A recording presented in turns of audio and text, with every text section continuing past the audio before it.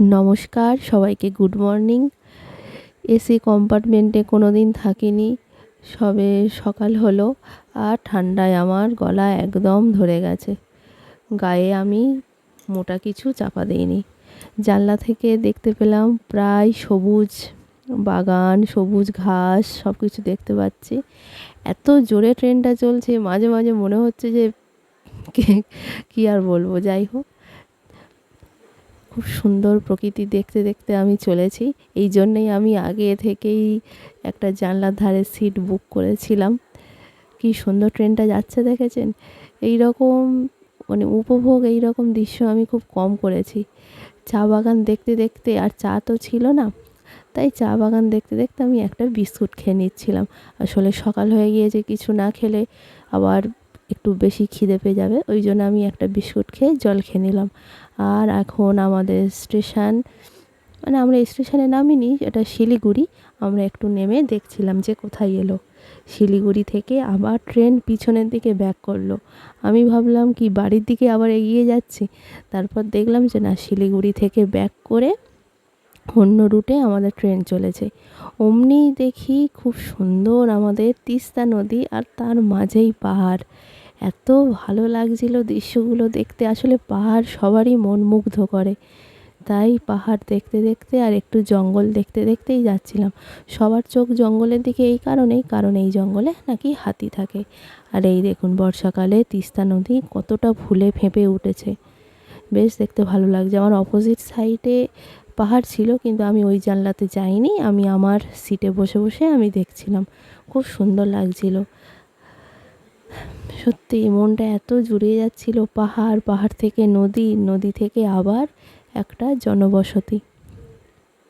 এই যে যেটার কথা বলছিলাম, নদীর পাশেই একদম কিছু কিছু মানুষজন সব বাস করছে। বেশি জন নেই, মোটামুটি কয়েকটা বাড়ি এখানে আছে। এখানে মানুষজন থাকে কি ট্রেন থেকে সত্যিই বুঝতে পারিনি। আবার আমাদের ট্রেন ছুটে চললো, আর এই দেখুন পাহাড়ের মাঝখানে নদী। প্রায় নদীটায় জল নেই, একটু শুকিয়ে গেছে, চড়া পড়ে আছে। সেখান থেকেই আমরা উপভোগ করতে করতেই যাচ্ছি। এত সুন্দর লাগছিল দৃশ্যগুলো। এই রকম কিছু দৃশ্য দেখে বুঝতেই পারছেন আমি একটু পাহাড়ি জায়গায় যাচ্ছি। একদম ঠিক, আমরা পাহাড়েই যাচ্ছি। একটা নতুন একটা এক্সপিরিয়েন্স, একটা নতুন কিছু শেখার জন্য, নতুন জীবনের কিছু স্মৃতি লেখার জন্য। কিন্তু এত ফিরে এসে এত বাজে আমাদের মুহূর্ত ঘটবে আমি বুঝতে পারিনি। যাই হোক, সেগুলো সাইডে রেখে আবার ট্রেন ছুটেছে। আমারও মন একটু একটু করে চা বাগানের দিকে যাচ্ছে। বেশ ভালো লাগছে চা বাগানগুলো এইভাবে দেখতে, কারণ এত কাছে থেকে সত্যি চা বাগান কোনো দিন দেখিনি। মন আর সিটে বসে থাকতে ইচ্ছা করলো না। সবার চোখে ফাঁকি দিয়ে আমি একদম দুঃসাহসী কাজ করেছি। একদম ট্রেনের গেটে এসে আমি এই ভিডিওগুলো করছিলাম। খুব ভালো লাগছিল। আসলে কাঁচের মধ্যে দিয়ে আমি এই ছবিগুলো দেখতে পাচ্ছিলাম না। এত সুন্দর, একদম প্রকৃতি ডাকছে, আর চা বাগানে কত মানুষজন কাজ করছে। এর জন্য পরে বকাও খেয়েছি, খুব বাজে এক্সপিরিয়েন্সও হয়েছে। যাই হোক, সেই সব না বলে আমাদের স্টেশনে আমরা নেমে গিয়েছিলাম। আমরা হাসিমারা স্টেশনে নেমেছি, এবং সেখান থেকে আমাদের গাড়ি বলা ছিল। আমরা সেখান থেকে আমরা গাড়ি বুক করে আমরা চলেছি জয়গাঁও উদ্দেশ্যে। একদম ঠিক ডুয়ার্সের জয়গাঁও সিটি। জয়গাঁও সিটিতেই আমরা থাকবো। আর আমাদের হাঁটা পথে, মাত্র 5 মিনিট হাঁটা পথেই ভুটান। একদম ঠিক, আমরা জয়গাঁও ঘুরবো আর তার সাথে সাথে ভুটানও ঘুরবো।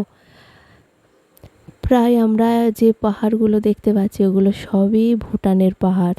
আমরা আমাদের হোটেলের সামনে চলে এসেছি। আমাদের হোটেল থেকে 5 মিনিটেরই ভুটানের গেট, সেটা আস্তে আস্তে ব্লগে আসতে থাকবে। আর আমাদের হোটেলের নাম কস্তুরী। আমরা রুমে চলে এসেছি। আমাদের রুমটা কেমন একটু দেখাই। চকলেট একা একা খাস না। এটা আমাদের রুম, এটা আমাদের বেড, এখানে একটা ক্যাবিনেট।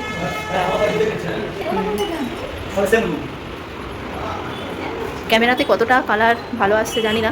এখানে এসি আছে, এখানে আপনার মিরর, মানে যেটা সব থেকে আমার পছন্দ হয় মিরর। এখানে ব্যালকনি না, এটা হোটেলের জানলা, সেখান থেকে আপনি দেখতে পাবেন। হ্যাঁ,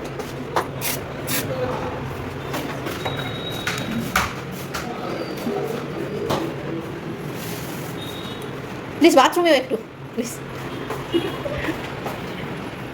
এই আমাদের হোটেল।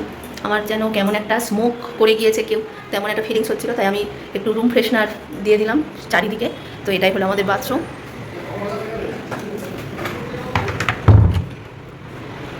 আর এখানে একটা ক্যাবিনেট আছে, বেশ অনেকটা বড়।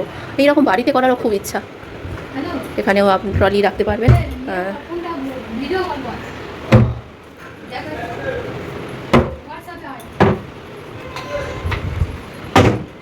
আর এখানে একটু বসার সোফা, আর আমাদের খুব সুন্দর একটা তোয়ালে দিয়েছে।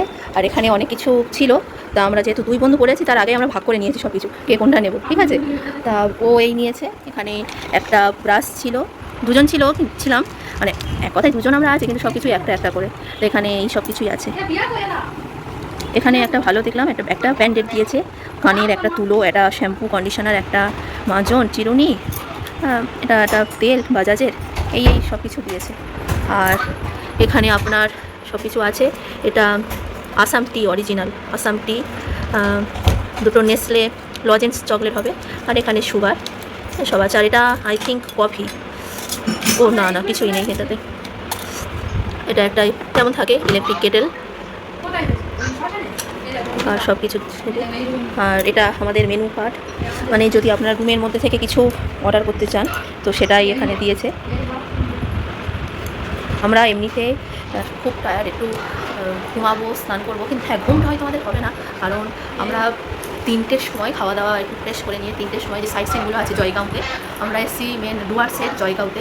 সেই জয়গাঁওতে আমরা যে সাইট সিনগুলো আছে সেগুলো আমরা করবো। সেই জন্য আমরা যে ড্রাইভারে করে এলাম, সেই ড্রাইভারের বলে দিয়েছি 3টের সময় আসতে, তারা 3টের সময়ই আসবে। আমরা একটু ফ্রেশ হবো। আমাদের অর্ডার হয়েছে মাছ ভাত সবজি ডাল, আমি মাছ খাবো না, আমি ডিম খাবো, তা অর্ডার করা হয়েছে। এখন ফ্রেশ হয়ে নিই, কোথায় কোথায় যাই সেটা সব কিছু একদম ভালো করে তুলে ধরবো। চলো।